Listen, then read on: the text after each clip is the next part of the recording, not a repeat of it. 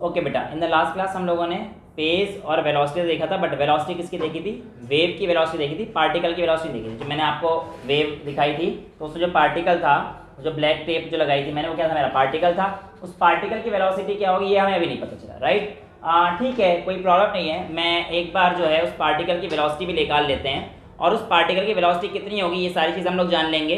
Plus मैंने आप लोगों को एक चीज़ स्टार्टिंग में कराई थी कि आप लोगों के पास जो ऊपर जा रहे होंगे उसकी नीचे की तरफ वेलोसिटी होगी, जो नीचे की तरफ वेव आ रही होगी उसकी वेलोसिटी ऊपर की तरफ होगी, राइट? तो ये वाली जो चीज़ मैंने आपको बताई थी, मैंने कहा था उस समय पर अपनी मीन पोजीशन बने रहना चाहते हैं, लेकिन आज आपको पता पड़ जाएगा कि ऐसा क्यों होता है, राइट? शुरुआत करते हैं अपनी एक नॉर्मल इक्वेशन से। इक्वेशन जो आपको दिख रहे हैं, पहले एक कॉन्सेप्ट करा देता हूँ, फिर ये मैं आपको क्वेश्चन करा दूँ, ठीक है?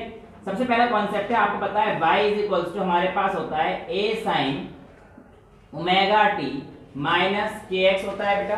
इस बात में तो आपको कोई दिक्कत होगी नहीं। अब मैं आपसे कहता हूं कि अगर मैं अपनी इस इक्वेशन को with respect to time differentiate कर देता हूं तो मेरे पास क्या आ जाएगी? D y by d t आ जाएगी। क्या आ जाएगी? D y by d t आ जाएगी। ठीक है, तो मैं आपसे कहता हूं d y by d t is equals to a omega cos omega t minus k x हो जाएगा। यहां तक कोई दिक्कत नहीं होनी चाहिए, ठीक है? अब आप लोगों के सामने अगर मैं पूछता हूं कि मेरे पार्टिकल की जो वेलोसिटी है वो मैक्सिमम कब होगी, तो मैक्सिमम जब होगी जब इसकी वैल्यू 0 आएगी। cos 0 1 होता है, मैक्सिमम होता है, तो at t = 0 at x = 0, यानी कि मीन पोजीशन में पार्टिकल की वेलोसिटी मैक्सिमम हो रही है।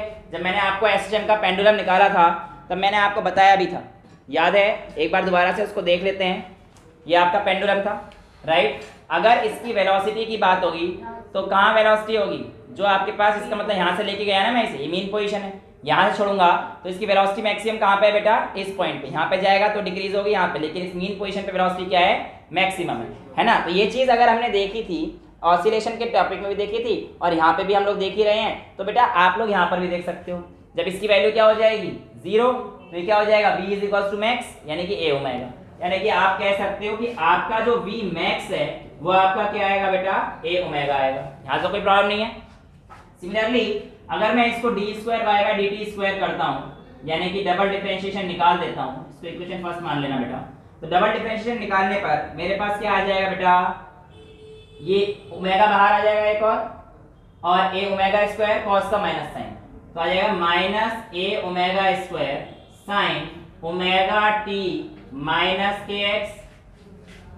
ये वैल्यू हमारे पास कब मैक्सिमम आएगी? साइन की वाली मैक्सिमम आएगी, राइट? यानी कि ये वैल्यू मेरे पास 90 डिग्री आनी चाहिए। कुल मिला के बात तो ये साइन 91 होता है। तो मेरे पास ये वैल्यू जब मेरी 1 आएगी वो कब होगी? जब a ओमेगा स्क्वायर बन जाएगा तब। साइन 90 मान लो ना, मेरे पास वैल्यू मैक्स की कब आ जाएगी? आप कह सकते हो a = माइनस का a ओमेगा स्क्वायर। हालांकि माइनस का ओमेगा स्क्वायर तो हमारे पास दोनों तरफ के हो सकते हैं। अगर वेव उस तरफ जा रही है तो आप एक्सेलरेशन इस तरफ खींच रहा है, इसलिए a जो है हमारे पास always direct towards the mean position होता है, मैं आपको बता चुका हूं, इसलिए हमारे पास माइनस का है। बट आप इसको मॉड में भी लिख सकते हैं, तो आपका जो मैक्सिमम एक्सेलरेशन का मैग्नीट्यूड आता है वो आपके पास कितना आ जाएगा? a omega square, right? समझ में आती है? Where a is the amplitude, ठीक है? तो ये आप लोगों से पूछा जाता है छोटा मोटा कि भैया आप अगर वेलोसिटी मैक्स कितनी तरफ होगी तो ये होगी, एक्सेलरेशन मैक्स होगा तो हमारे पास ये होगा। कुल मिला के एक चीज जो आपको और ध्यान देने वाली बात है वो ये है कि जो आपकी वेलोसिटी मैक्सिमम और एक्सेलरेशन मैक्सिमम, क्या ये कभी दोनों एक सेम टाइम पर हो सकते हैं? तो आपका आंसर है नहीं सर, ऐसा कभी भी नहीं हो सकता।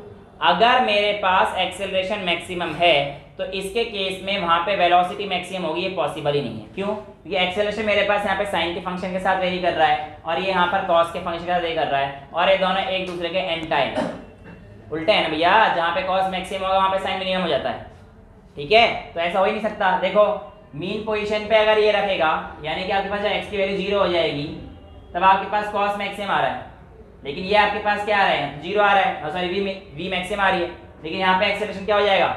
0 हो जाएगा। उस पॉइंट पे हमारे पास एक्सेलरेशन नहीं आ रहा, 0 हो जाएगा। लेकिन जब आपके पास मैक्सिमम पोजीशन पे चली गई, ठीक है, तो हमारे पास वैल्यू कितनी हो जाएगी उसकी? 90 डिग्री मान के चल लेंगे, ठीक है? cos 90 हमारे पास 0 डिग्री हो जाएगा। मैं तो आपको वैसे बता रहा हूँ, वैसे इससे प्री इक्वेशन आएगी वो आपको पता है। ये आती है a omega square under root A square minus X square, है ना। तो ये हमारे पास जो वैल्यू आती है v की, ये आती है।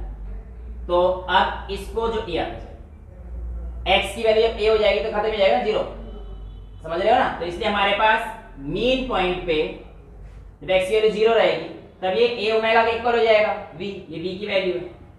लेकिन एक्सट्रीम पॉइंट पे v क्या हो जाएगी 0, क्योंकि x is equal to a हो जाएगा। एक्सट्रीम पॉइंट का मतलब क्या है कि उसका एम्पलीट्यूड ही है वो, x is equal to a हो जाएगा। और इक्वेशन में अगर आप x इक्वल टू a रखोगे तो v आपका 0 हो जाएगा। इक्वेशन तो ये है ना मेन। अब आप कह रहे हो सर यहाँ पे 0 और 90 कहाँ से इमेजिन करें, तो इक्वेशन तो मेन आपको ये है। मैं आपको बता रहा हूँ एक छोटा सा ट्रिक जो आपको रखनी थी। तो यानी कि जहाँ पे एक्सेलरेशन मैक्सिमम होगा वहाँ पे वेलोसिटी मैक्सिमम होगी, ऐसा इस केस में नहीं होगा। समझ में आती है इतनी बातें? वेल, अब मैं आपसे कहता हूँ ठीक है सर, इतनी बात तो हमें समझ में आ जाती हैं, इसको ऐसे रखते हैं। इस इक्वेशन को मैं एक बार dy ओवर dx रख के देखता हूँ। क्या रखा मैंने? dy ओवर dx रख के देखा, यानी कि इस इक्वेशन को मैं, जो मेरे पास y की इक्वेशन थी, अब मैं इसको x के रेस्पेक्ट में डिफरेंशिएट करने जा रहा हूँ, राइट। जब मैं बेटा इसको x के रेस्पेक्ट में डिफरेंशिएट करूंगा तो मेरे पास k बाहर आ जाएगा, और k नहीं आएगा, माइनस k बाहर आएगा, राइट। तो मेरे पास क्या आ जाएगा, साइन का cos, बट माइनस k की वजह से माइनस k बाहर रहेगा। तो ये आपका आएगा minus k a cos omega t minus kx, चलेगा? यहाँ तो कोई प्रॉब्लम नहीं है, ठीक है। इसको आप मान लीजिए इक्वेशन सेकंड। क्या मान लीजिए? Equation second. अब मैं आपसे कह देता हूं कि मेरे पास अगर y वर्सेस x का ग्राफ है तो चल रहा है तो कोई प्रॉब्लम नहीं है भाई। y क्या है मेरे पास?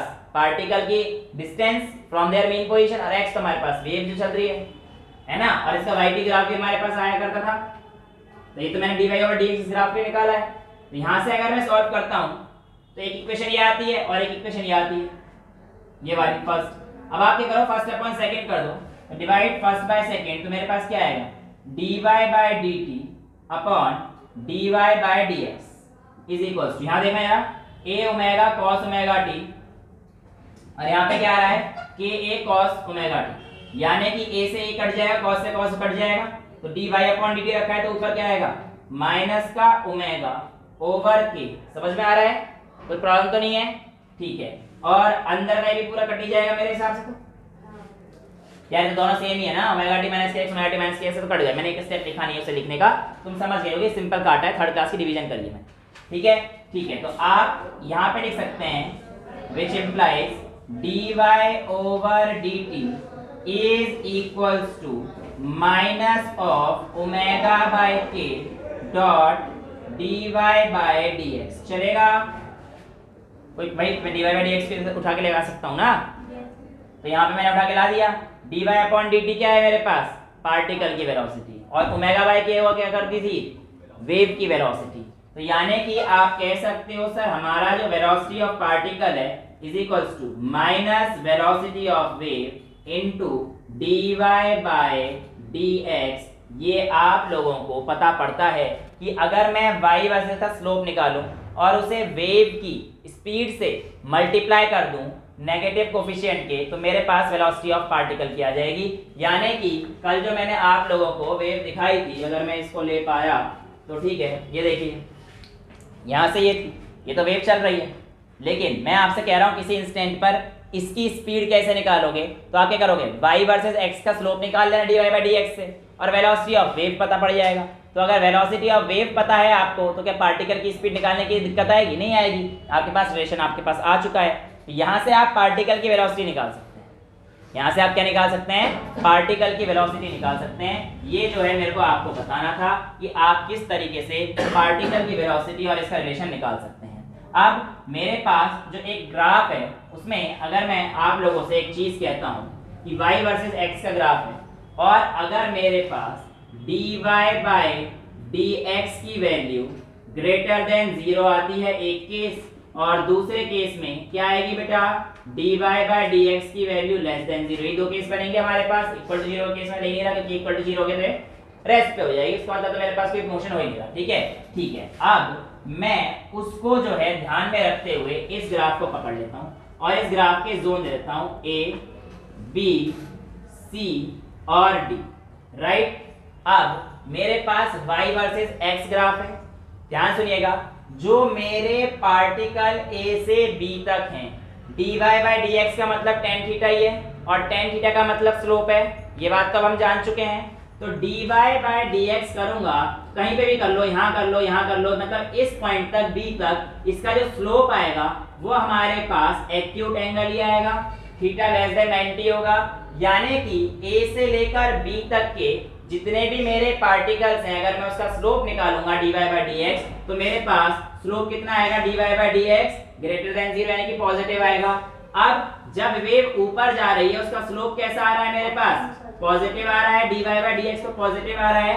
लेकिन इस समय पर पार्टिकल की वेलोसिटी देखिए, पार्टिकल की वेलोसिटी vp से बताई जाती है और vp का मतलब क्या है, velocity of particle is equals to minus of v wave into dy by D X. ये पॉजिटिव है तो ये क्या है, नेगेटिव। तो भैया अगर ये पॉजिटिव है नेगेटिव तो नेट वैल्यू क्या आएगी, नेगेटिव। और मैंने आपको कहा था ना, चढ़ती हुई वेव का याद रखना पार्टिकल नेगेटिव आएंगे, लेकिन मैंने कहा था रीजन आगे बताऊंगा। तो रीजन ये है कि चढ़ती हुई वेव तो है लेकिन इसके पार्टिकल हमारे पास क्या हो रहे हैं, नेगेटिव। तो मैंने आपको पहली क्लास में तो याद करने के लिए बोला था, पहली दूसरी मुझे याद नहीं है, लेकिन मैंने कहा था कि इस जोन तक यहाँ तक होंगे और आपको मीन पॉइंट से बताया था। उस तरह मैंने कहा था हर किसी का मीन पॉइंट ए मानना, फिर इसके लिए मीन पॉइंट ये मानना, तब याद रखना। लेकिन मीन तो आपके पास बेसिकली स्ट्रिंग का ये वाला पोजीशन है, इस पॉइंट से ऊपर नीचे, बट आपको जो मेन फोकस कॉन्सेप्ट याद रखना है वो हमारे को यहाँ से रखना है, राइट। अब देखो जरा, इस पॉइंट से इस पॉइंट तक, लेट्स से ये बी सी डी कोई सा भी उठा लो, देखो स्लोप कहीं पे ही बनाओगे सारा क्या बनेगा, ऑब्ट्यूज एंगल का बनेगा। और ऑब्ट्यूज एंगल का मतलब हमारे पास dy बाई डी एक्स कैसा बनेगा, नेगेटिव बनेगा।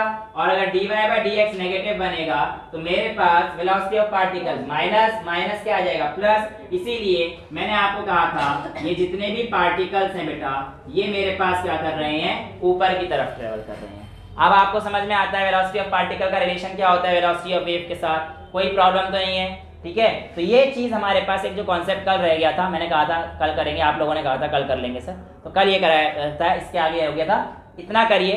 फिर हम लोग क्या करते हैं, न्यूमेरिकल्स करते हैं और फिर थोड़ा सा आज के टॉपिक की तरफ बढ़ते हैं, ठीक है। इतना नोट करो फिर मैं आगे बढ़ता हूँ। ओके बेटा, तो अब हमारे पास नोट कर लिए तुमने, पार्टिकल की वेलोसिटी हो गई है। अब मैं आपके सामने, मतलब स्पीड की बात चली रही है, अब मैं आपके सामने बात करने वाला हूँ speed of wave on a string, यानी किसी भी आपके पास speed of waves on string, यानी कि जो आपके पास वेव जा रही है ना किसी भी एक स्ट्रिंग पर, एक पॉइंट पर, आपके पास उसकी स्पीड क्या होगी, उसकी डेरिवेशन। थोड़ा दिमाग लगाना है, मैं आपको ट्रिक भी दे दूंगा, कोई प्रॉब्लम नहीं है, बट उससे पहले तरीका सीधे, राइट। मेरी अगर कोई भी वेव जा रही है तो वो कुछ इस प्रकार से जाएगी, साइनसॉइडल वेव है तो साइन के फंक्शन के साथ इस तरीके से जाएगी, कॉस के फंक्शन के साथ जाएगी, इससे तो कोई अंतर होने वाला नहीं है।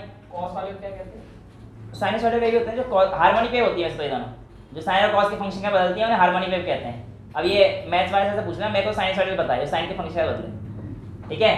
मैं तो ये बायो वाला हूँ, बस साफ बोल रखा है कि भैया अपने को बायो से प्यार था पर बायोलॉजी से ज़्यादा फिजिक्स से हो गया पढ़ते पढ़ते। चलिए अब ध्यान सुनना, मैं आपसे कह रहा हूँ किसी एक इंस्टेंट पर, मेरी बात बिल्कुल ध्यान सुनिएगा, आप अगर वेव को रेस्ट पर मानेंगे तभी तो आप इसकी स्पीड को देख सकते हैं।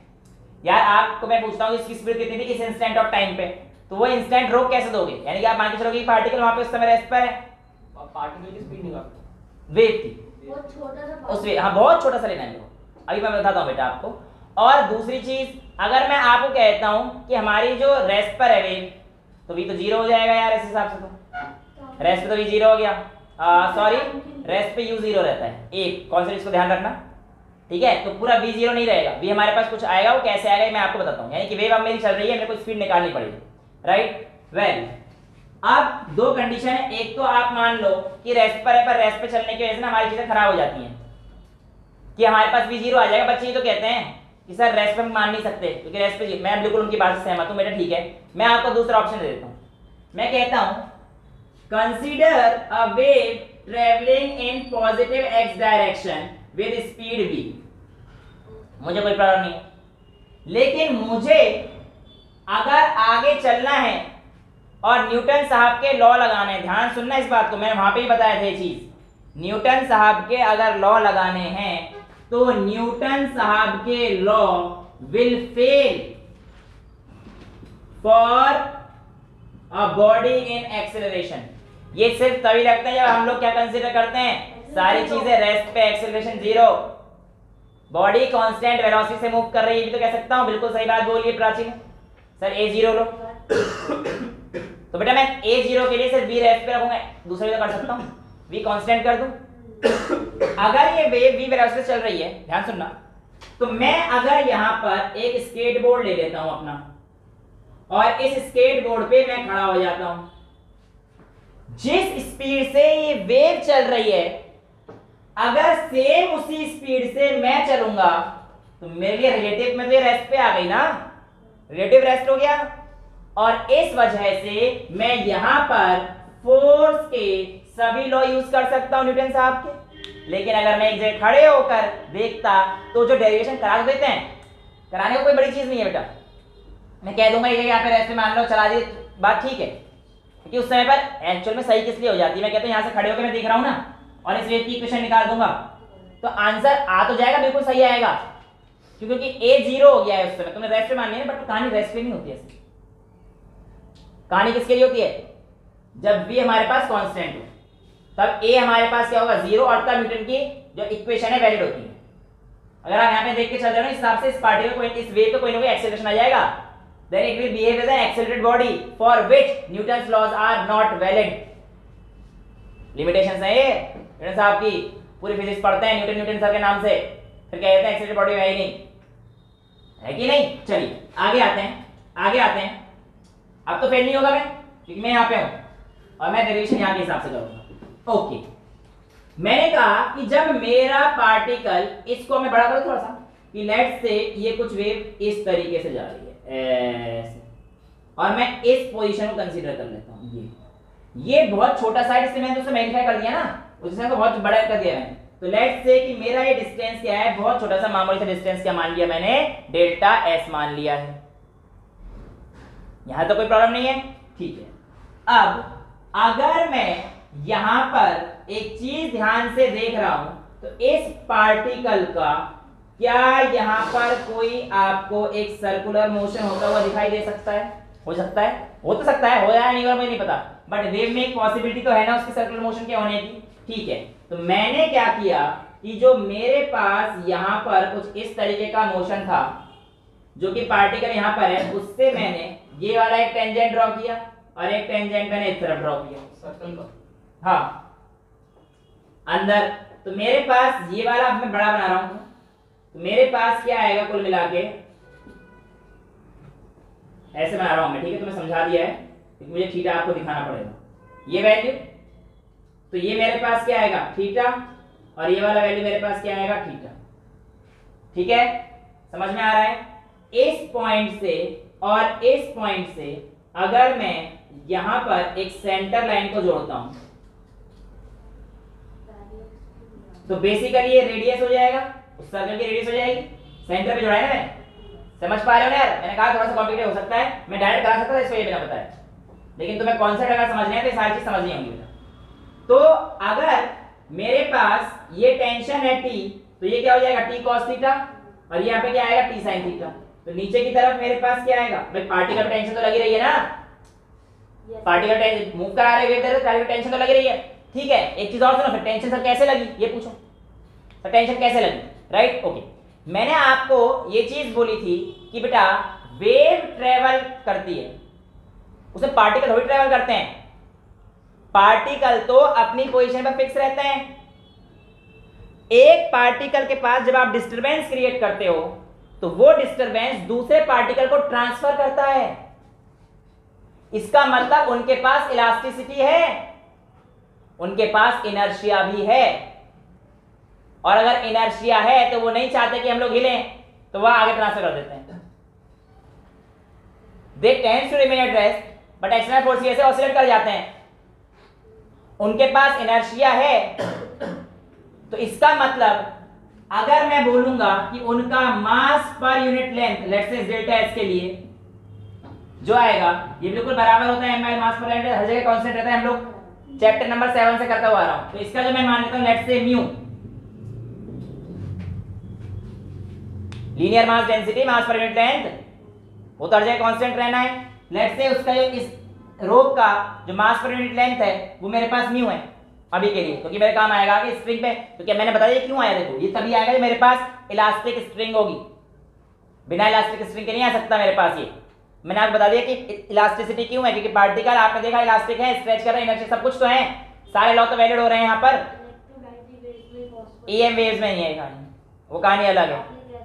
ये तो मैं आपको वाली बता रहा हूँ बेटा, स्ट्रिंग वाली, speed of waves on string करा रहा हूँ मैं, ध्यान रखिएगा इस चीज, ठीक है बेटा। जहां पे खेल मेरे पास किसका आया, टेंशन का, तो मैं मास पर यूनिट लेंथ भी ले सकता हूं। वेल यहां पर अगर मैं कंपोनेंट रिजॉल्व करता हूं इस टी के, तो यहां पर क्या आएगा, टी साइन थीटा, इसका और इस वाले का भी सेम टी साइन थीटा अंदर की तरफ, तो यानी कि हाँ जी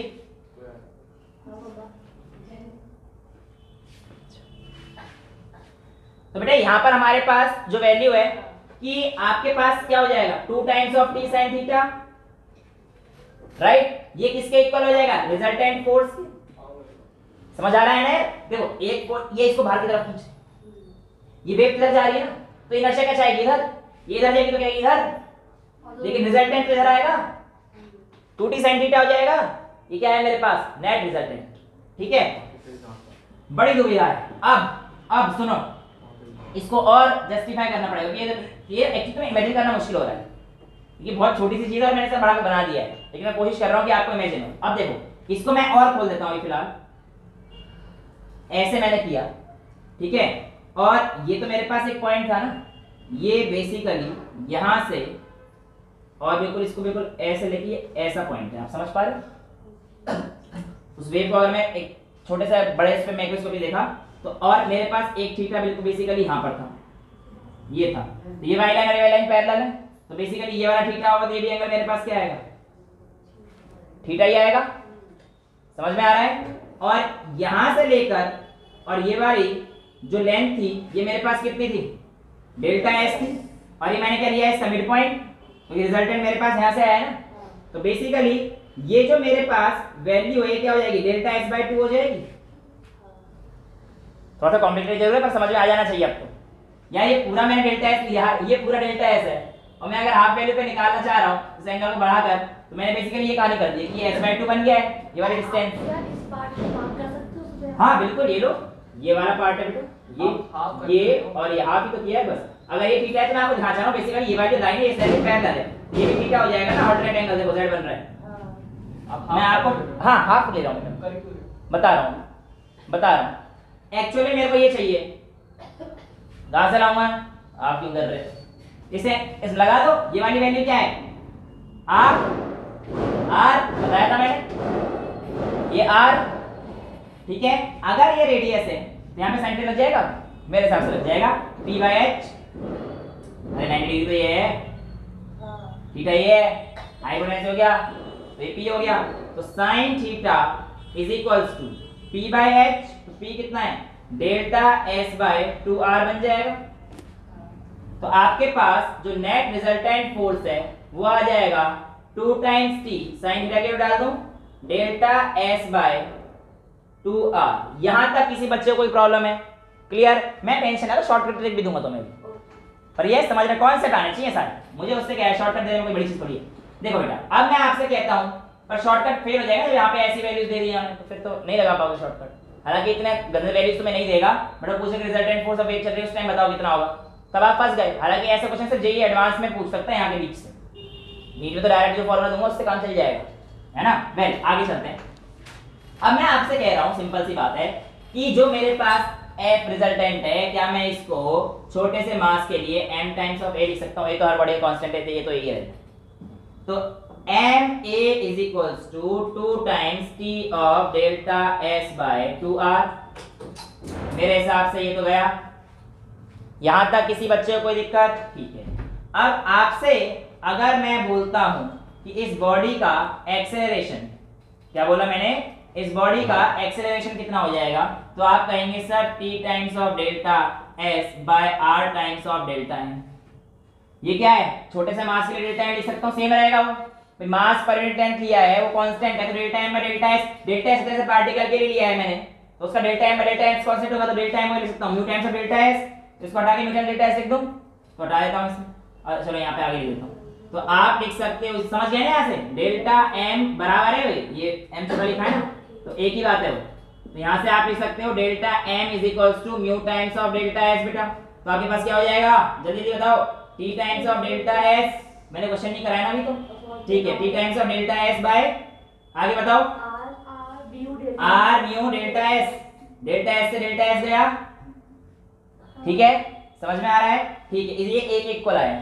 और बॉडी किस में घूम रही है हमारे पास, सर्कुलर पाथ पे, सर्कुलर पाथ पे सेंटीमीटर फोर्स लगता है, तो आप लिख सकते थे mv²/r, तो यानी कि ये एक इक्वल है, तो उस पे जो एक्सेलरेशन होता है सेंट्रीपिटल एक्सेलरेशन वो v²/r होता है, हमें v चाहिए था, तो मैं a को क्या लिख सकता हूं, v²/r इज इक्वल्स टू, क्या मैं इसको सिंपल t डेल्टा एस तो गया बाय म्यू r लिख दूं, r से r गया, तो v is equals to √t by mu. ये रिलेशन होती है आपके पास, जो आती है कब, जब आपकी वेव चल रही होती है। क्लियर, कोई प्रॉब्लम तो नहीं, हालांकि प्रॉब्लम है सर, बड़ी टफ लगी, थोड़ी दिक्कत हुई, लेकिन दिक्कत तो नहीं आनी चाहिए, आ गई तो ठीक है। ऐसा कर लो, ऐसा कर लो, आप मास पर यूनिट लेंथ याद रखो, याद रखो मास पर यूनिट लेंथ, तो मैंने कहा आपसे mu is equals to m/l होता है, ठीक है। और जब भी हमारे पास स्ट्रेच वायर है, एक वेव है, तो उसके अंदर टेंशन तो आएगी, तो आप एक काम करो, टेंशन जो है उसको याद रखो, वेव में टेंशन हो, याद रखता ही होता है, तुम्हें याद रखना। तो एक हो गया मास बाय लेंथ, एक हो जाएगा टेंशन, टेंशन की डायमेंशन क्या होती है, जो फोर्स की होती है, तो यानी कि ml(t-2) हो जाएगा, राइट। अब आप एक काम कर दो, इन दोनों को डिवाइड कर दो, यानी कि t/μ करो, ये कितना है ml-1, राइट। तो आप अगर t/μ करते हो तो आपके पास क्या आ जाएगा, t कितना है, mlt-2 बाय ml-1, ये l ऊपर जा m से m तो कट जाएगा, ये l2 हो जाएगा, तो आप लिख सकते हो t/μ is equals to l2t-2, ये क्या है, वेलोसिटी का स्क्वायर, lt-1 होती है वेलोसिटी, तो आपके पास क्या आ गई सीधी सीधी, t/μ is equals to v का स्क्वायर, तो v is equals to √t/μ। खुश, ये लो शॉर्टकट भी चलेगा, पर याद रहना चाहिए, स्कूल में अभी ये डायरेक्ट रिलेशन तो नहीं पूछने चाहिए, लेकिन सॉरी डेरिवेशन तो नहीं पूछती है, रिलेशन के क्वेश्चन तो बन जाते हैं। हाँ बेटा आप कुछ कह रहे थे, साइन थीटा के बाद क्या, साइन थीटा का वैल्यू डालनी थी बस, p/h, बस f निकाल दिया मैंने, f is equal to sine theta आया था बेटा, वैल्यू डाल दी मैंने, और फिर f को ma लिख दिया और a को v²/r लिख दिया, r से r कट गया, तो v², वहां पे भी सेम आया, यहाँ पे भी सेम आया, चलेगा, कोई प्रॉब्लम तो नहीं है, क्लियर है। लेकिन आप लोगों से ये कहानी तो हो गई जब आपके पास एक स्पीड, एक टेंस्ड स्ट्रेच वायर पे, लेकिन पूछ ले अगर आपसे कि लिक्विड में या किसी आग पे कैसे बल्क मॉडुलस वाली चीज में पूछ ले, यानी कि इसे पूछ ले जिस मीडियम में वाटर प्रेजेंट है, तो आपको याद होना चाहिए, इसे हटा दूं, ऊपर वाले को हटा रहा हूं मैं, ठीक है, आपको याद होना चाहिए कि जो हमारे पास बल्क मॉडुलस था वो हमारे पास कैसे आया था। तो बल्क मॉडुलस में हमारे पास आया था B is equals to pv/Δv, यार माइनस था, उससे मुझे मतलब है डायमेंशन लेना है, v से v कर जाएगा, डायमेंशन सिर्फ प्रेशर की रहेगी, कि बल्क मॉडुलस की डायमेंशन रही है सिर्फ किसके बराबर रहती है, प्रेशर के इक्वल रहती है, और प्रेशर की मेरे हिसाब से होती है ml-1 t-2, force upon area, right, ml-1 t/t-2। अब मैं आपसे कहता हूं, जब मैं बल्क मॉडुलस के लिए कहां लूंगा, जैसे आपने मास पर यूनिट लेंथ लिया है, तो वहां पे क्या लूंगा बेटा, मास पर यूनिट वॉल्यूम, यानी कि m/l3, यानी कि ml-3, इसको मैं रो लेता हूं, डेंसिटी जो मास पर यूनिट वॉल्यूम है उसमें रो, जैसे यहाँ पे मैंने किससे म्यू से रिप्रेजेंट किया था ना मास पर यूनिट लेंथ को, ऐसे मैं रो को किससे रिप्रेजेंट कर रहा हूं, मास पर यूनिट वॉल्यूम से। Density is equal to mass upon volume मान लो, तुम्हारी मर्जी है, बट मास पर यूनिट वॉल्यूम को मैंने ये, ठीक है। अब मैंने आपसे कहा कि इसको डिवाइड करना जरा बल्क मॉडुलस अपॉन रो को, ठीक है, तो बल्क मॉडुलस आपके पास आएगा ml-1 t-2 अपॉन ml-3, ठीक है, ये आपके पास पहुंच जाएगा ऐसे, m से m कट जाएगा, l2 t-2, ये क्या है, वेलोसिटी का स्क्वायर, यानी कि कब आया जब मेरे पास bulk modulus by rho is equals to v², तो v इज इक्वल्स टू, अगर बल्क मॉडुलस और रो की टर्म से पूछेगा तो आपको इस तरीके से रिलेशन निकालना है, पूछ कोई भी सकता है, लेकिन आपको पता होना चाहिए कि हमारे पास पूछा क्या गया है और आंसर हमारे पास किस तरीके से आया, ठीक है, कोई दिक्कत तो नहीं है। तो मैं इसको हटा, इसको नोट करना है, 1 मिनट दूं तो ले लो स्क्रीनशॉट, फिर मैं आगे बढ़ता हूँ। ओके बेटा, तो अब हमने सारी वेलोसिटी वगैरह देख लिया है, स्पीड क्या होगी होगी, अब उसके ऊपर कुछ क्वेश्चन कर लेते हैं। बट उससे पहले मैं आप लोगों को अगर एक क्वेश्चन दूं, क्वेश्चन कह रहा हूँ कौन सा बताऊं, तो y is equals to a sin omega t minus kx होता है बेटा, और देखो v इज इक्वल्स टू हमारे पास क्या होता था, ओमेगा बाय k, तो यहाँ पे आप ओमेगा कह सकते हो k times of v, omega is equals to k times of v। तो यहाँ पे अगर आप इस इक्वेशन को ऐसे लिखें, y is equals to a times k, अगर बाहर ले लें तो vt माइनस k चलेगा, vt माइनस x तो चलेगा, राइट। तो आपके पास ये इक्वेशन आ जाती है, ये भी वेव की इक्वेशन हो जाएगी यानी, राइट। ठीक है, ये मैंने क्यों बताई कि बेटा ये वाला क्वेश्चन इसके बिना हिलेगा भी नहीं, ये वाला जो क्वेश्चन है इसके बिना हिलेगा नहीं, क्योंकि आप लोगों को तो कह देगा कि देखो आपको इक्वेशन दे देगा y is equals to 4 times sin 3t minus 8x, बताओ इसका एम्पलीट्यूड कितना है, ओमेगा कितना है, ऐसे क्वेश्चन दे देगा, फ्रीक्वेंसी पूछ लेगा। तो ये तो आसान क्वेश्चन है, कंपेयर कर दोगे, लेकिन अगर आपको क्वेश्चन कांसेप्ट अच्छे बनाने हैं तो भाई साहब इन क्वेश्चन को करिए जरा। जैसे कि ये वाला क्वेश्चन है, कहता है अगर मोशन ऑफ पार्टिकल आपके पास y इस तरीके से दिया गया है, आपको बताना है एम्पलीट्यूड क्या होगा, लैम्डा क्या होगा, फाई क्या होगा, दो पोजीशन के लिए, अगर for two position of same particle, दो पार्टिकल के लिए जो सेम पोजीशन पर हैं, किस टाइम इंटरवल पर, एक बार इस टाइम इंटरवल पे फेस कितना होगा, और जब 12 सेंटीमीटर अपार्ट है तब फेस कितना होगा। देखिए 4-5 क्वेश्चन है इसमें, 1 2 3 4 5 4 क्वेश्चन, फाई 2 निकाल लेना, 4 क्वेश्चन, ठीक है। ओके, तो बेटा पहले ना इस इक्वेशन को मेरे को इस फॉर्म में लेके आना पड़ेगा, यानी कि ओके तो मैं क्या लिख सकता हूं, k इज इक्वल्स टू मेरे हिसाब से 2 पाई बाय लैम्डा हुआ करता, राइट। ठीक है, इस इक्वेशन के पास अब मेरे पास 2 पाई नहीं है, तो मैं एक काम करता हूं, इस इक्वेशन को मल्टीप्लाई एंड डिवाइड बाय 2 करता हूं, 2 पाई आ जाएगा। तो ठीक है, मैं इसे लिख सकता हूं 4 sin 2 पाई बाय 2 into 2, अभी ऐसे रहने दो, और इसका एलसीएम ले लेते हैं, तो कितना आ जाएगा, 16t प्लस x बाय 8 चलेगा, 8 बाय 32 हो जाएगा। तो मेरे पास ये कितना आ जाएगा, 4 times sin 2 pi bye 32 into 16t plus x। यहां तक किसी बच्चे को कोई प्रॉब्लम है? नहीं है, ठीक है। अब मैं आप लोगों से कहानी कहता हूं कि इस इक्वेशन को आप कंपेयर कर दीजिए इससे, तो k की वैल्यू 2 पाई बाय लैम्डा होती है, तो 2 पाई बाय लैम्डा, a की वैल्यू कितनी आ गई, 4, तो a is equals to 4, lambda की वैल्यू 32, v की वैल्यू कितनी आ गई, ठीक है। वैसे जनरली सब सेंटीमीटर में होते हैं, एम्पलीट्यूड वगैरह दिए जाते हैं क्वेश्चन के सेंटीमीटर में रखिए। ये क्वेश्चन समझ में आ गया, ये तो हमने निकाल लिया। दूसरा क्वेश्चन था आपको फाई निकालना था for two position of same particle, ठीक है। अब बेटा आपको ये वाली इक्वेशन यूज नहीं करनी, आपको ये वाली इक्वेशन यूज करनी है, फाई के लिए वाली इक्वेशन यूज करनी है, ठीक है। तो कर देते हैं, क्या प्रॉब्लम है आपके पास, फाई के लिए ये तो हट जाएगा, साइन बचेगा pi by 2, 2t plus x by 8 बचेगा, ठीक है। जब आपके पास पहले किसके लिए, देखो सेम पार्टिकल है तो टाइम इंटरवल 4 सेकंड, यानी कि x कांस्टेंट है, सेम फेज में है ना, देखो for two position same particle, तो x, तो मैं आपसे कह सकता हूं जो फाई है वो मेरे पास आएगा पाई बाय 2 2t1, फाई 1 की वैल्यू प्लस x बाय 8, और फाई 2 की जो वैल्यू आ जाएगी वो कितनी आ जाएगी, pi by 2 2t2 plus x by 8। तो मैं फाई 2 माइनस फाई 1 निकाल दूं, तो फाई 2 माइनस फाई 1 में क्या आ जाएगा, वैसे तो मेरे को दिख रहा है x बाय 8 कट जाएगा, सेम है ना, और 2t1 माइनस 2t2 बचेगा, फाई 2 ये कर रहा हूं तो 2t2 माइनस t1 बचेगा, बात कोई दिक्कत नहीं आएगी। तो आप यहां पे लिख सकते हो phi 2 minus phi 1 is equals to delta phi is equals to pi by 2 common लिया, तो फाई 2 माइनस फाई 1 क्या है, तो 2 times t2 minus 2 times of t1, 2 बाहर आ जाएगा, 2 से 2 कट जाएगा, is equals to pi times of t2 minus t1। Pi होता है रेडियन में 180 इनटू टाइम कितना दे रखा था, 0.4 सेकंड, तो 0.4 सेकंड तो कितना आ गया, 72 डिग्री सेकंड में आ गया ना, तो कन्वर्ट कर दिया मैंने उसे 100 से पाई को रेडियन में, समझ में आ गया, कोई दिक्कत तो नहीं है। हमारे पास पाई कौन सा है, हमारे पास टाइम दे रखा है 0.4 सेकंड का, कितना क्लियर।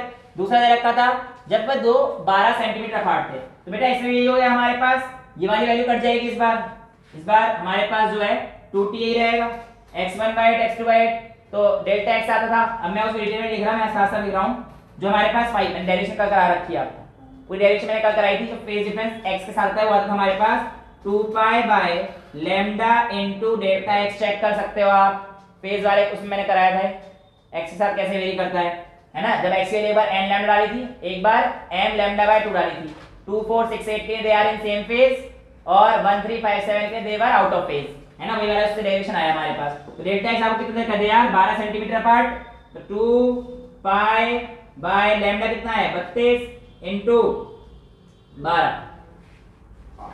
ठीक है, समझ में आ गया। तो ये आपके पास छोटा सा नमूना था जिसको आपको क्वेश्चन करना पड़ता है और ये आपका क्वेश्चन हो गया। मिटा दे, लैम्डा की यूनिट नहीं होती, वेवलेंथ मीटर। ठीक है, तो जो हमारे पास कहानी आती है, अब बेटा सॉल्व कर देना, वैल्यू डाल देना, मैंने जो है वैल्यू इसमें रखी नहीं है, जो वैल्यू आएंगे वो डाल देना। नेक्स्ट क्वेश्चन पढ़ते हैं। Sinusoidal wave travelling in positive x direction have amplitude 15 centimetre. ठीक है, एक वेव है जो हमारे पास जिसका एम्पलीट्यूड 15 सेंटीमीटर है and lambda is 40 centimetre, wavelength इसकी 40 है, फ्रीक्वेंसी 8 हर्ट्ज है, maximum vertical displacement of medium at t is equals to 0, x is equals to 0 is 15 centimetre. ओहो, find k t omega speed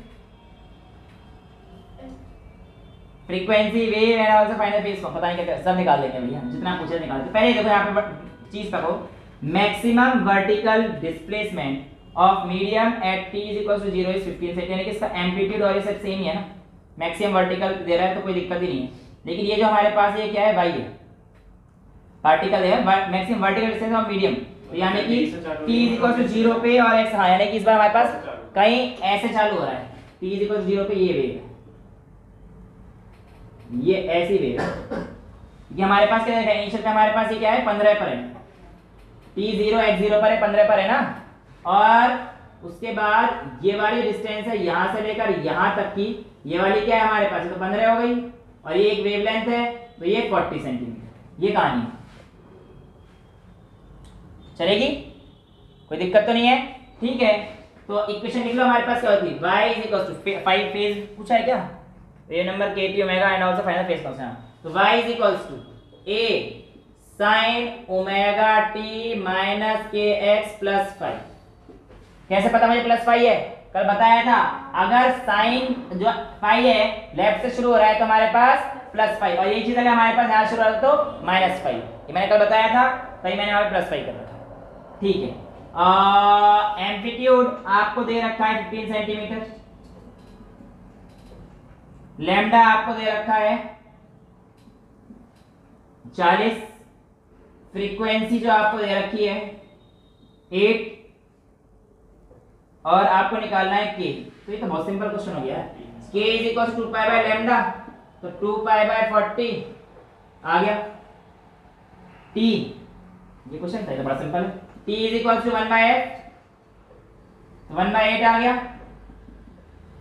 frequency is equal to 1 upon time period तो होता है, time period पूछा था, omega omega is equal to 2 pi f, 2 pi by t कह लो, बात तो एक ही है, तो 2 पाई f की वैल्यू कितनी है 8, तो कितना आ गया 16 पाई।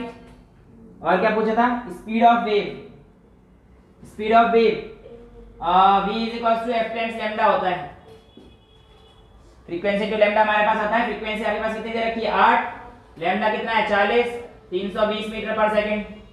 और क्या पूछा है, speed and also find the phase constant. ठीक है 5, ठीक है, ऐसा करता हूं, at time t is equals to 0, x is equals to 0, ये कहानी मेरे को दी गई है। यहाँ पे अगर वैल्यू डालूंगा तो मेरे पास जो y की वैल्यू है, मैक्सिमम डिस्टेंस में कितनी दे रखी है इसने 15, देखो ये दे रखी है, the maximum vertical displacement of medium at t is equal to 0 is 15, यानी कि y मेरे को 15 दे रखा है इसमें, तो 15 is equals to एम्पलीट्यूड कितना दे रखा है, एम्पलीट्यूड 15 दे रखा है, 15 sin omega t minus kx 0 हो जाएगा, t0 x0 सिंपल 5 बचेगा, तो इसे 15 sin 5 कर दूं, और 1 कब आता है, ठीक है, तो ये आ गया, तो sin 5 की वैल्यू कितनी आ गई 1, और in terms of radian 5 is equals to pi by, चलेगा, समझ में आया क्वेश्चन, आसान था, थोड़ा दिमाग लगाना था, बाकी तो कोई दिक्कत नहीं थी, चलेगा ना, कोई प्रॉब्लम तो नहीं है। तो कंपेयर करना आना चाहिए, और क्वेश्चन इस तरीके के आप लोगों को मिल जाएंगे। नेक्स्ट क्वेश्चन आप लोगों के सामने जो रखा हुआ है, for a wave described bye y is equals to a sin omega t minus kx, consider the following point. x is equal to 0। ये सारी कहानी जो है बेटा हमारे पास t 0 के लिए, at time t is equal to 0, सारी चीज के लिए जो है आपके पास दे रखा है t इज इक्वल टू 0, सारे अलग अलग पॉइंट दे रखे हैं। आपको बताना है for a particle each of this point हमें तो रखा है t is equal to 0, describe whether the particle is speeding up या स्पीडिंग डाउन या नो इफेक्ट। ये आपसे पूछा गया, आपको बताना है कि ये आपका स्पीडिंग अप हो रही है डाउन हो रही है कैसा हो रहा है। ठीक है, क्वेश्चन ये भी थोड़ा सा दिमाग वाला है, बहुत ज्यादा तो नहीं, थोड़ा सा। कैसे सॉल्व करेंगे देखिए, y इज इक्वल टू मेरे पास जब t इज इक्वल टू 0 हो जाएगा तो मेरे पास काइनेटिक से कितनी बचेगी, a sin minus kx, right. जब x इज इक्वल टू 0 है तो y इज इक्वल टू 0, तो y तो हमारे पास 0 हो गया। ठीक है, लेकिन मुझे बताना क्या है, पार्टिकल स्पीडिंग अप तो काम तो चलेगा नहीं बेटा इससे।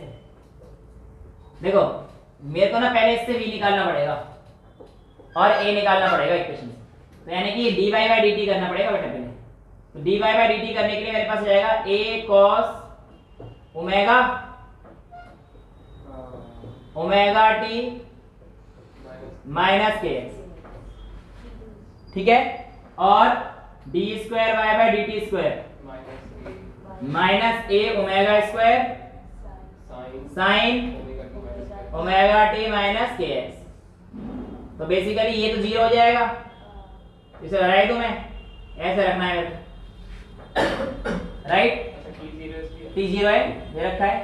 ठीक है, तो पहली वाली कंडीशन जब आपके पास x 0 है तो आपका y v भी 0 आ रहा है और a भी, हाँ v और y एक ही तो एक कुछ होंगे बेटा, क्योंकि वेव हमारे पास ही जा रही है, बस आपको x की पोजीशन रख के बतानी है। समझ में आ रहा है?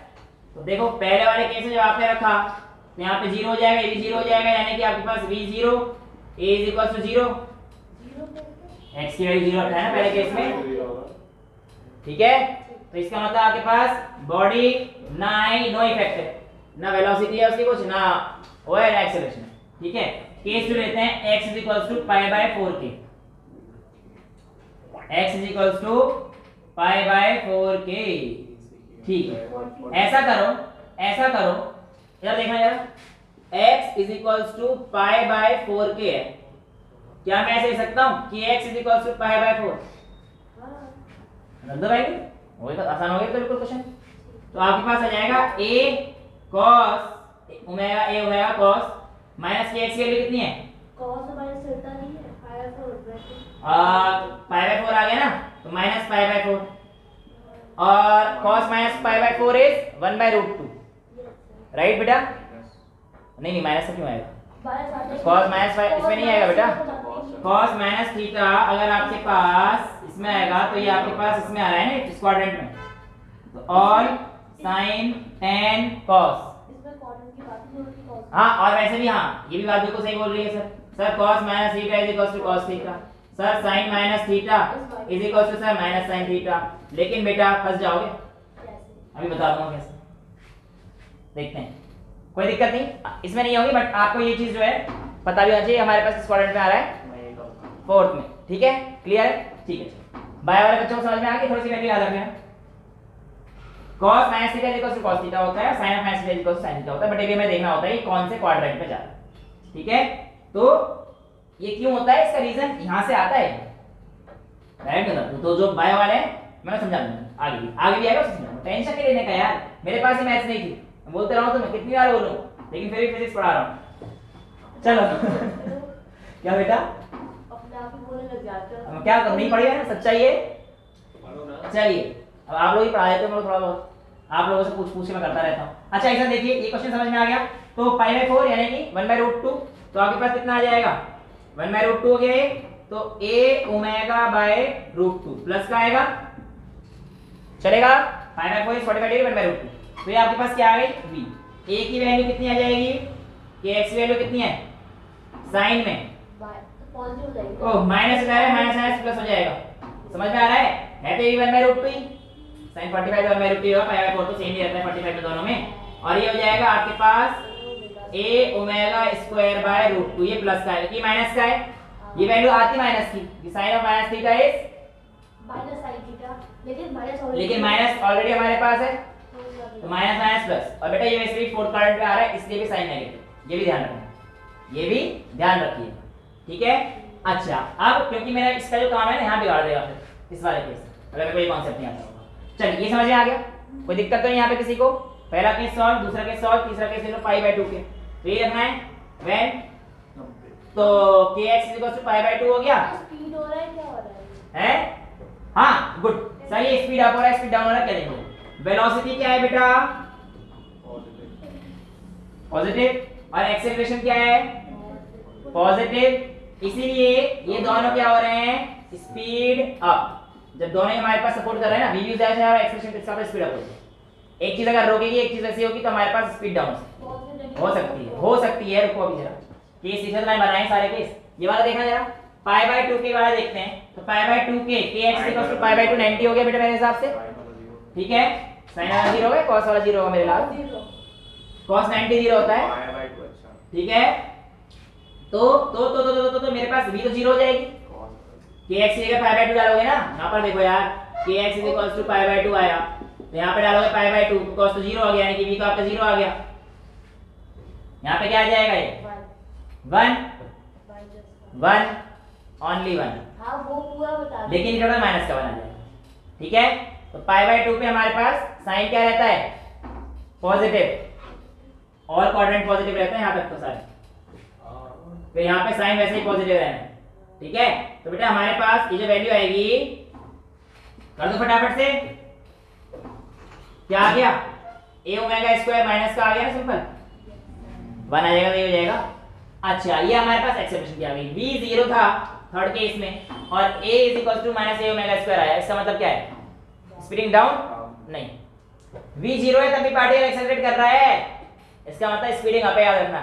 और ये कहानी तो मैं बताई भी थी कि बेटा माइनस तो इस वजह से आया क्योंकि पार्टिकल मीन की तरफ आना चाहता है। वो एक्सट्रीम पोजीशन पे मैक्सिमम एक्सेलरेशन हुआ करती थी। क्लास के लेक्चर में शुरू होते ही बताया था मैंने आपको, यस, जो पेंडुलम मैंने यहाँ रखा था उसका एक्सेलरेशन मैक्सिमम। तो a ओमेगा स्क्वायर में इसमें भी क्या रहता है? स्पीडिंग अप रहता है। ये बच्चों को कंफ्यूज करने के लिए कई बार लगता है कि बच्चे रट जाते हैं, सर प्लस माइनस आया या 0 माइनस आया तो स्पीडिंग डाउन, और प्लस प्लस आया तो स्पीडिंग अप, माइनस माइनस आया तो स्पीडिंग अप, ऐसा कंपलसरी नहीं, ठीक है। 14 वाला ले लेते हैं, x 3π/4 के। तो ये आ जाएगा 3π/4 के, k x 3π/4, तो a cos 3π/4, पहले cos डाल दो, 3π/4। मेरे हिसाब से ये वैल्यू माइनस की आएगी, 145, 90 प्लस 45 हो गया 135 है ना, सॉरी 135 आएगा ना बेटा ये 3π/4। तो कितना हो गया? cos ऑफ 130 यानी कि माइनस आएगा 135 में, नहीं हाँ बेटा वही तो कह रहा हूँ, माइनस का आएगा इस बार वैल्यू, -1/√2 आएगी इस बार, यानी कि दो तरीके होते हैं, पीछे से देखो आगे से। बेटा मैं एक ही तरीके से देखता हूँ। अरे मतलब और जो 3π/4 की जो वैल्यू है, आप 90 से देख रहे हो तो cos कम। हाँ ठीक है, आप 90 प्लस थीटा वाला कह रहे हो, ठीक है। तो -1/√2 आएगा ना इसमें, मैं कब मना कर रहा हूँ, कंफ्यूज होना है बेटा, ठीक है। बेटा आपको याद क्या रखना है? 3 आपको बस बाय बाय तरीका बता रहा हूँ, वैसे तो मुश्किल ही है। 3π/4 कहाँ पे आ रहा है? 135 डिग्री, तो ये 0 डिग्री होता है, ये 90 डिग्री होता है, 180 डिग्री होता है। यहाँ पे ऑल क्वाड्रेंट पॉजिटिव, यहाँ पे सिर्फ साइन, तो यहाँ पे cos आ रहा है ना, तो cos की वैल्यू क्या है यहाँ पे? नेगेटिव। साइन के अलावा बाकी सब नेगेटिव हो जाएगी, इसलिए ये वाली वैल्यू हमारे पास क्या हो जाएगी? नेगेटिव हो जाएगी। और फिर जो हमारे पास 135 था उसको 90 से डिफर कर लो कितना एंगल पे है, तो 90 प्लस यानी कि 45 डिग्री और माइनस का वैल्यू, क्योंकि इस क्वाड्रेंट पे आया ना, तो ऐसे भी आ सकते हो, ठीक है बेटा जी। चलिए तो ये -2 हो गया, तो आपके पास जो v की वैल्यू आई वो आपके पास आ गई -a ओमेगा/√2, और एक्सेलरेशन की कितनी आ जाएगी? साइन की टर्म्स में आएगा, साइन क्या हो जाएगा? पॉजिटिव। सेकंड क्वाड्रेंट में आ गया ना, तो वह a ओमेगा² पॉजिटिव का है, नो इफेक्ट नहीं होगा, नहीं इस बार होगा v माइनस है, a पॉजिटिव है, अपोज कर रहा है। लेकिन सर ऑलरेडी गिवन है ना भाई, कौन सा? अरे पर आप तो सेकंड क्वाड्रेंट, अच्छा ओके हाँ, तो सर ये वाला भी तो माइनस लगाओगे आप, आगे क्वेश्चन ये वाला a ओमेगा² sin -kx, ठीक है। और kx की वैल्यू क्या आएगी हमारे पास? क्या डाली हम लोगों ने? पॉजिटिव आ गई ना, सही तो आई है, सही तो माइनस पॉजिटिव हो गया। हाँ, तो मैंने ये आएगा ना, भाई तो कह रहा इसमें हूं क्या से दिक्कत है? माइनस कर लेते हैं। सॉरी हटे, वो गलती हो गई, एक बार माइनस ध्यान नहीं दिया। सही तो था पहले भी। ओके अब ओके है ना? ओके अब ओके है ना, मेरी गलती है, माय फॉल्ट। नहीं है सर। आपके लिए आपने पॉजिटिव लगाया तो मैंने राइट करवाया। मैं सही कर रहा हूँ नारायण रखिए, एक तो वैसी मैथ नहीं है। मैं दोबारा समझाता हूँ। यहाँ पे हमारे पास वैल्यू क्या है, बेटी को समझ में आ गया? इसके पास तो मैथ है। तो ए की वैल्यू हमारे पास नेट वैल्यू क्या आ गई, अच्छा सुन लो ध्यान से। ए की वैल्यू पॉजिटिव आ गई और बी की वैल्यू क्या है हमारे पास, नेगेटिव है। तो ये वाली चीज हमारे पास क्या होगी, स्पिलिंग डाउन, क्योंकि ए चढ़ने की कोशिश कर रहा है, बी के पार्टिकल्स नीचे हैं, तो ऐसे केस में स्पिलिंग डाउन होती है। तो ये मैंने तीनों केस आपको कराई, चारों केस। तो इतना आप लोग ध्यान रखिएगा। आज के लिए मेरे हिसाब से काफी है, ठीक है। That's all for today, thank you so much.